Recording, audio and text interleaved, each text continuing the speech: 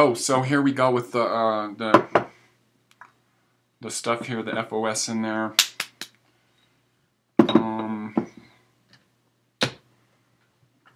You know what else I was gonna do is put a big old heaping tablespoon of some colostrum in there.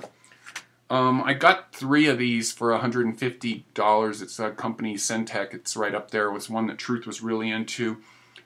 I didn't notice too much with the colostrum. Very powerful with a lot of people. Somebody else had told me the same thing that I read. I couldn't find the comment I wanted to go on. When I finished this one, I did a heaping tablespoon. When I finish this one, I'm going to leave that other can. I'm going to leave it on the shelf for a while and not do it and come back to it later, see what happens. So, we're going to stick a couple drops of stevia in this stuff. And this is for any of you doubters that think that eating the way I eat, with no fruit and all this stuff, and say that I don't smile. This shit'll put a smile on your face. This is like fucking like decadent pudding.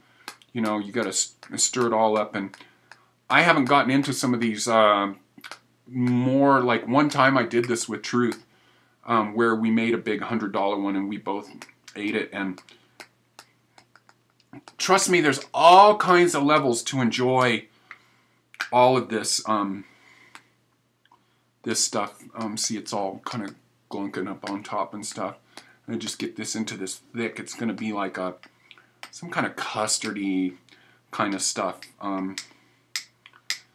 I really dig this, and the feeling that it gives you. I'm definitely, the way I think, at least for this year, I'm probably going to do one of these. The one I do maybe a couple months from now, I'm going to probably really go after it, and so we'll cross that when we get to it. But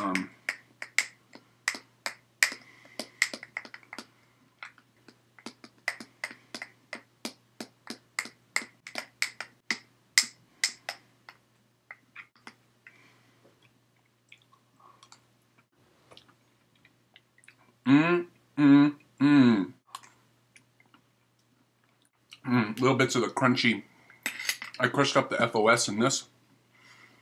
So little bits of it. It's like kind of some weird, like fucking Haagen-Dazs freaking health food insanity from a parallel universe. Bring balance to your body. You won't believe what stuff like this does. You know?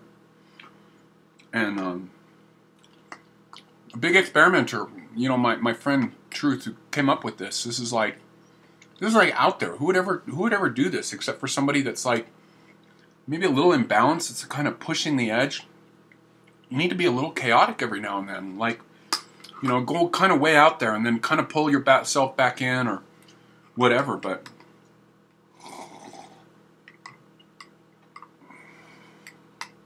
I've made this stuff with so much. The one I did in January was a powdered, put the whole thing in with some other stuff, the ethical nutrients one and stuff like that Truth talks about. Yeah, I'm gonna plan the next one a little more and get some of these. This just like arrived in my iHerb thing, and it's, you know, it's like, it's a little cheaper. Well, it's a good quality one, but it's like in the store, this brand is a little expensive, and it's not so expensive from iHerb, and then they send it with a little ice, and they do that for free too. So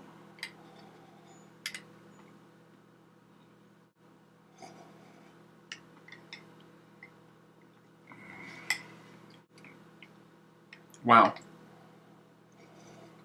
Now I've done this also, and I put this astragalus in here that Jing Herbs has. They have this kind of orangey astragalus, and the batch this time kind of tastes a little bit like graham crackers.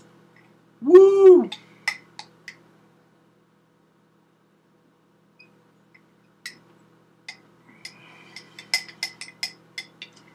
See, a lot of times people still want to be inside this collective consciousness, you know? And the fruit and the sort of addiction to sugar on this level, it's still playing with your primal things. And not that I'm an expert on it, but there's a lot of these sort of emotional ways of eating that I've detached myself from. I did in 2010. I almost purposely did a lot of my drinks without stevia or anything because I just wanted to get my body into not having to have a yummy taste all the time. I don't know. But then when you achieve that, and then you go back to like things that taste really yummy, it's a whole different world where you're not eating from this, working with those ghosts that you're trying to remedy that live all through you with all the baggage that you're carrying, emotional, childhood, old soul life stuff, all that shit.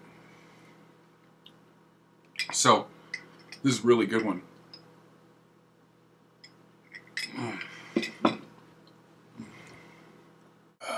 So I wound up having to do this 3-part thing today. I wanted to get kind of caught up and address a lot of people's questions and stuff because I don't want to in any way, manner, shape, or form act like I disrespect this collective of friends as we are, you know, and it's not like we're a secret little bubble like there's some parallel universe on YouTube. It's just like we're kind of the crowd in my mind that I'm happy to be around. I haven't found too many people on YouTube that aren't kind of whistling our tune. I love the little, you know, part of this is preaching to the choir, but it's just like we don't all know what everybody else knows, and everybody throws up their bits and pieces of stuff, and this is a great thing that I love about the internet.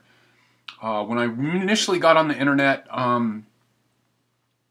previous to that, I felt very alienated. There was a lot of stuff I kept very secret about myself. A lot of artists and stuff that I knew about that had rather, by most people's standards, kind of peculiar or perverted ways of thinking or whatever, you know, and people would... the internet has opened my world and in every way. Like, even though where I live, the people that live here, this is the most ass-backwards, fucked-up mountain community you will ever want to know about. It is the busiest mountain community in the North America. But the people that live up here, I've been all over mountain communities all over the world in this place, and they mostly have this sort of liberal, hippie kind of thing. This place does not have that at all anymore. It did when it was being founded in the 60s. Like my whole neighborhood, most everything around me was sort of built in the mid-60s. I'm a musician, and I'm an advocate, and I'm a critic, and I'm a protagonist, and I'm a lover of this lifestyle, and so I'm here to stir up shit and give my lovin' and stir up more shit and give more lovin'. So the person I want to mention is this guy named Abstruct is his screen name, and his real name is Donnie, and I very kindred. So yeah, this friend of mine, Abstruct, a similar kind of taste in music in a strange way with the kind of rock music that he likes, and I'm typically a person associated with electronic music. And on that note, I'm always intrigued by I kind of pay attention. Again, music is my passion, health food is my passion, and so when I come into people who combine the two of them, and this is not a typical thing. Most musicians lead horrible lives, partying, which I think the sort of partying at a young age kind of helps bring up that creativity, and then you lose it, and then most of them are gone. And so an interesting character, in talking about this, I'm quite of talking about this internet thing of a lot of people that have the same taste in music that I like. Steve Roach, for example, when I seem to mention him, a lot of people are like, yeah, right on. You know, which is this internet way of connecting with like-minded people. So awesome. Dude, in real life, I don't have one fucking friend that would sit through a Steve Roach song for... Lego Velt, again, I was surprised with this one. I was kind of hesitant with actually mentioning this one because I didn't think a lot of people would like this kind of music, and a lot of comments. Then other things that I expect people to like maybe dig on, Sigaros, and then this Omar Rodriguez Lopez group. Nobody mentioned it, but I did get a personal message from Donnie, who I know we've both talked about Mars Volta and Omar Rodriguez a lot. And Omar, when they started, they were all doing opiates, I believe, to a degree. And in fact, if you watch the video that I've mentioned a few times, which is them playing live at the Big Day Out, I suspect that both Omar and Cedric are probably smoked a bit of heroin or something. You see that glazed look in Cedric's eyes. And interestingly enough, Omar has gone this path of purity, of becoming more creative, of getting into yoga, not doing drugs. And strangely enough, his younger brother, Marcel, 12 years his junior, from a large Mexican family. All of his brothers still drink and party and smoke pot, and they're at their creative high. In Mars Volta, in the Omar Rodriguez Lopez group, and then I did mention this other project, and I love all the music. I don't care what people do to create the music. I listen to the music as music. Zex Marquise, which is another anime name. This is a great instrumental band, really creative.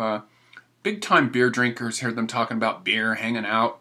Just this, like, musician vibe that I dig, but I like the evolved one more, where Omar is now, of being really into yoga, not partying, finding this high creative energy that he has, and wow, I'm really blown away. And actually, Abstract is the only one who actually sent me a letter talking about, and I love getting to do this stuff. This makes it worth it for me with the combination of the wellness and the music.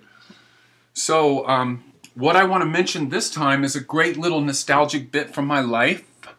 Late 80s, when I had a child, a teenager, I was playing in bands, and this guy was kind of a groupie for a band that I was in, and didn't know he was gay at the time, and was always up in my shit all the time. And then later on, he called me and goes, "Hey, this is Steve. I'm living in Long Beach. I was wondering if you felt like hanging out. I loved you so much, blah, blah, blah."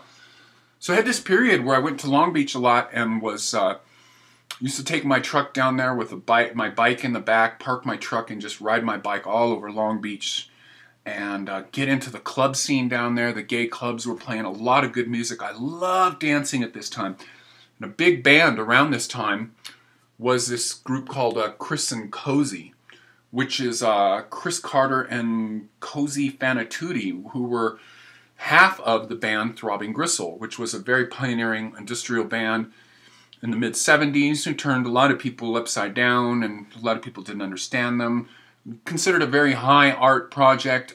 Me, kind of one of these bands that I like for the conceptual reasons, and I actually am not able to listen to it because it just sounds like a screaming fucking racket to me, and it's just kind of the Taurus inside me. I love messy music, but and the idea of it, but I can't really listen to it. Like a lot of the punk rock I like is really well produced stuff. Like even Nirvana, I can't, even though the songwriting is great, I can't listen to it because it's very poorly produced from a recording point of view.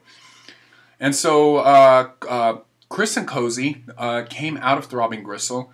And I just have big memories of a lot of the clubs playing them down there, and a lot of the record shops. It was really big. They had this kind of disco, electro sound. The song is Fantastique. I love this stuff. Sounds very nowadays. People are copying this nowadays, but this was not sure where this piece of music was exactly from in their career. Because I didn't have, they put out a lot of in-between records, a lot of 12 inches, and this one kind of slipped me by. But they were doing a lot of stuff, very pioneering. And I love them because their other half of Throbbing Gristle was sort of very party-like Genesis P-Orridge. Another person I mention a lot when it comes to postmodern philosophy and magic and stuff like that. And then the other half was a guy named Peter Christopherson, who eventually became Coil. And I mentioned to them a while ago, big heroes of mine, both dead, just because of excessive living, maybe. Anyways, Chris and Cosey, out of this group of people, were very, I think their music is actually consistently better.